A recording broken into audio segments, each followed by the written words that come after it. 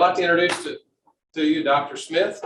She's going to talk to you about potential for us, and we really need your feedback. So if you don't mind, don't be afraid to ask a question, whether it be verbal or put it in the chat. Dr. Smith? Thanks, Dr. Goodwin. Good evening, everybody. I want to kind of give a set at the end of this presentation. There will be a survey that we would like your feedback on, your thoughts on this particular proposal. So we're going to move forward about opportunity that we have for our teachers. So the big concept of what we're presenting tonight is that we want all Springdale teachers to have an opportunity to learn and grow professionally. We know that that is right for teachers, and we know it leads to student success. So the big concept here is providing opportunities for our teachers.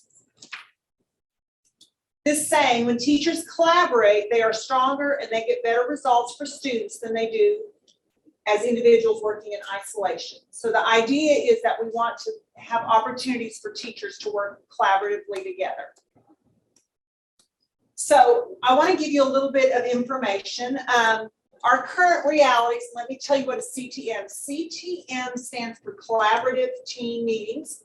You might have heard people refer to them as PLCs. But the idea is we would like every single person that is an educator in our district to have an opportunity to collaborate with their peers. So our current reality is our elementary core teachers have approximately 50 minutes per week. And I want you to know it's per week. And our encore teachers do not have any time, or it's very limited time to collaborate. Our middle schools shift slightly and they have 50 minutes per day. That is for the core teachers. The encore teachers, they do not have any time to collaborate. And then our junior high and high school teachers, if you're a core teachers, meaning math, science, English, social studies, you get approximately 50 minutes per day.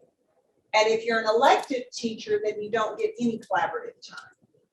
So if you kind of look through this, you'll understand that our goal is to give every educator in our district an opportunity to collaborate. Currently, we have not quite 600, but about 570 educators that do not have an opportunity to meet regularly to grow and learn from each other. So what do the experts say? So one of the experts from Solution Tree, his name is Mike Mattos, and he said currently all of our teachers, we posed this question to him. Currently, all of our teachers do not have collaborative team meeting. We have the opportunity to change the master schedule for the district to receive 80 minutes of protected collaborative team meeting time per week. This means that some of our teachers will receive a little bit less time and some would receive more. And we asked him his opinion for changing our schedules. And his response was, if you want to improve the instructional practice of all teachers, and I want to emphasize the word all of our teachers, and if you want to improve student learning in every course, subject, and grade across our district, then providing guaranteed collaborative time focused on the right work will be required. And considering the essential curriculum is taught across all subjects, this approach should show improvement in our state assessment data. So what he is saying, it is vital that all teachers have time to collaborate. Then he continued by saying that most PLC schools and districts have about 45 to 60 minutes of collaboration time a week. And he went on, he has led a couple of buildings to be turnaround schools. And he said at his last school, he had 55 minutes a week and he did the right work at exceptionally high levels. And that led to student success. So what our proposal is that we want to ensure that all of our 1,800 educators have an opportunity to continually grow and learn. And if you kind of think about it from a profession outside of the education field, people get into new jobs, they switch jobs, they learn, they grow, they receive professional development. A lot of times they grow through collaboration with their peers. In the educational field, it's slightly different because teachers go into their classroom and we have to provide that opportunity for them to meet regularly and to grow and learn from each other. So here's what we're proposing. We're proposing that on one day of the week. That would be Wednesday. And the reason we picked Wednesday is because it is days where there are not game days necessarily after school. And it also backs up to our faculty meetings, which means it could be an extension of the day. We've calculated the amount of time, and bells would ring approximately 80 minutes early on Wednesday. And students would be released at this time, and the educators in our district would then go into collaborative team meetings. So again, it would be on Wednesday, once a week, and the bell would ring approximately 80 minutes early on this particular day where students would be released. There are some guidelines that we have to follow, and that is every single teacher in our district is guaranteed a plan period every day. That is not changing. We are not even addressing plan times. Every teacher will get that. But we are required to have a minimum of 360 instructional minutes per day, which this will allow that to occur. And by doing so, we would increase the instructional day by 10 minutes. And we're talking about how can we do that?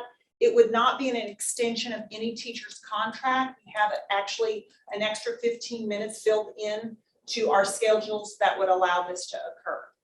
And it would be absorbed in their contract time.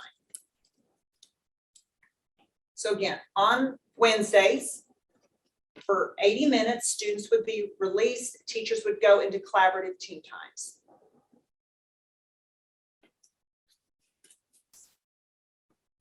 I know if I was a parent right now, I might be asking, what does this mean for the amount of instructional time that my child receives? In the secondary schools, you're actually going to have a little bit extra time. While we are taking 80 minutes off of that instructional time on Wednesday, it will be picked up in the additional 10 minutes a day and the absorption of advisory. So those will stay the same. In elementary schools, even though they're released early on Wednesday, they will be gaining an additional 10 minutes of instructional time each day based on what we'll be gaining back by allowing this to happen. So elementary schools will actually gain an additional 10 minutes of instructional minutes each day by doing this. Got a question in the chat. What will ASP be available during this time? I'm so glad you asked that. I think that is slide number 4. So I'll get to that in just 1 minute. So what are the options for the students during this time on Wednesday? So they can ride the bus home because the bus will pick up 80 minutes early and deliver the students home. Parents can pick their child up just like they always do. If you are a parent of a child in an after-school care program, then they have all graciously offered to come alongside us and provide those supports during that time. The after-school program specifically, ASP said that they would do it at no charge to parents. And so we've reached out to almost every other program that we know of in the district, and they're willing to help. I think there was one program, the Methodist, FUMC, the First Children's United World. Methodist Children's World. And we are working on plans right now to take care of those individuals during this time before the bus can pick them up. So we have thought about making sure that students have a place to be during that time. We are also asking parents that a lot of schools already have an after-school CCLC program that will still be running. And we're asking if you're not part of an after-school program, the ASP, that it would be a great opportunity for you to enroll your child in that. We have thought about, we've reached out to a couple of parents, and they said this would be a great time to schedule those doctor's appointments, therapy sessions, dental visits, and so forth during that time, so that their child is not being pulled away out of instruction during the regular scheduled day. Dr. Smith? Good question. For the sport programs, are they going to start, their teachers run the sporting events, so how does that work? So we're looking at right now having an opportunity for students to have a place while their coaches are in this PLC time or this collaborative team meeting, and then they'll pick back up at 4 o'clock or at the end of the day. So they'd stay at the school? They can. They'll be an You could opportunity do for that. RTI, homework. So not every kid can leave. Right. That would be the concern. It wasn't addressed. Yeah. Thank you. No, thank you for addressing that.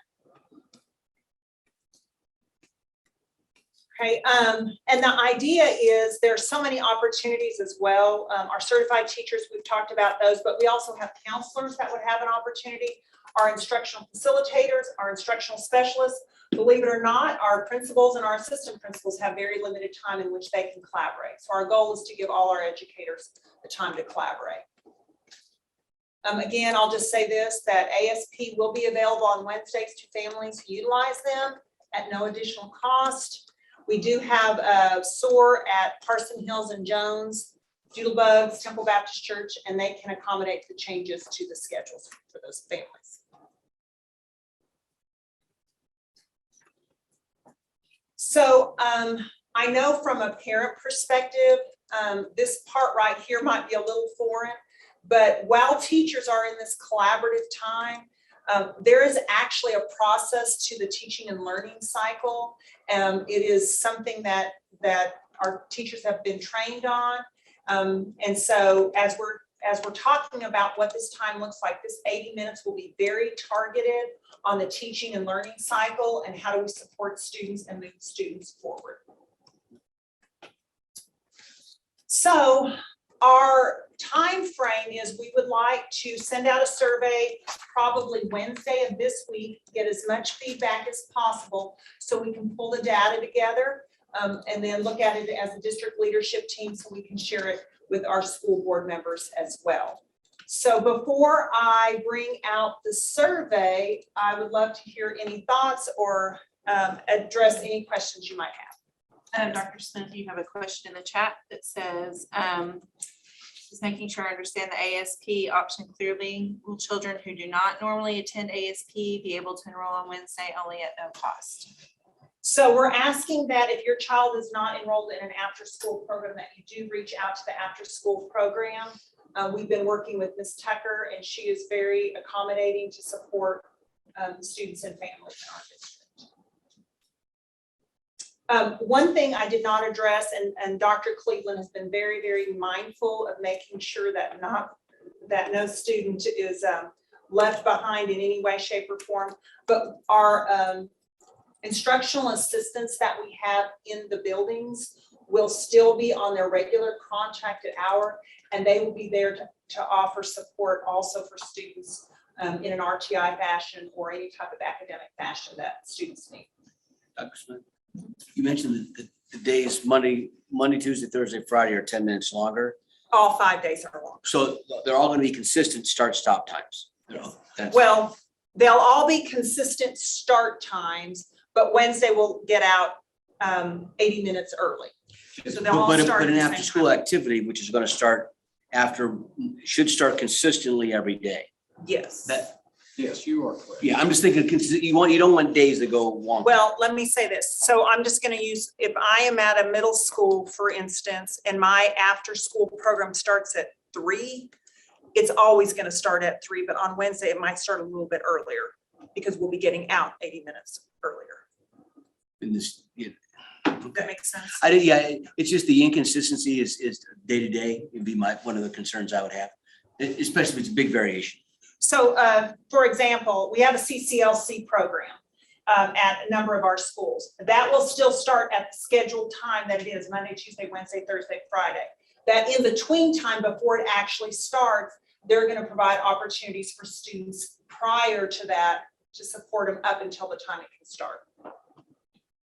And Dr. Smith, it says, so for elementary, the bell currently rings at 7:45 and the new bell time will be 7:35. So I'm glad you asked that. We have not decided the stop and end times, but what we have heard so far, we've actually had 900 responses. And what we have heard is no matter which way we go, it's going to be, it might be hard for some people. So our current idea is there might be a 5-minute start early and then go 5 minutes later. So we haven't decided exactly where that 10 minutes is going to fit, but that's kind of our talk right now. We want to make sure that whatever we do can be accommodated through our transportation. I got a direct message. Did I hear clearly that sports practice students that have practice stay at school on Wednesday who will supervise those athletes. And there's been a lot of conversations. One of the things we talked about is actually having people that will support them maybe in the cafeteria, doing some RTI until their coaches are freed up to go back and work with the students at the regular scheduled time. Some of these, we want to make sure that when we actually roll out specifically what we're going to do, that we have key players helping us make those decisions. And that will be ones where we bring in the coaches and ask them what's best for their students.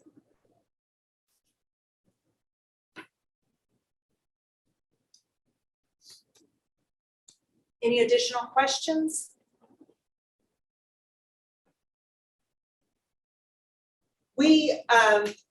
I just want to thank everybody, even before you fill out the survey, because we have thought a lot about what's best for kids, and we know the best thing for our students is to have an adult in front of them that is constantly growing and learning and providing the supports that the students need. And we believe that Springdale Public Schools can become a PLC district by doing the right thing in a very targeted and precise manner. So I thank you for your time. I am going to Parson, yes. what is RTI? Oh, sorry. RTI stands for Response to Intervention. And the idea is we teach grade level work to our students, but sometimes students need additional support, maybe in just a little area, maybe more intensive, maybe in just one content area. And this would be an opportunity for people to work targetedly with students on their unique needs. And with the addition of CTM, will there be development days throughout the year? As for professional development days, the board has already voted on our calendar. We will start with 5 professional development days, and then there will be 2 professional development days in the year, and there will also be 2 flex days. So from a parent perspective, there will be 4 days in the year that would be dedicated to where students would not be at school.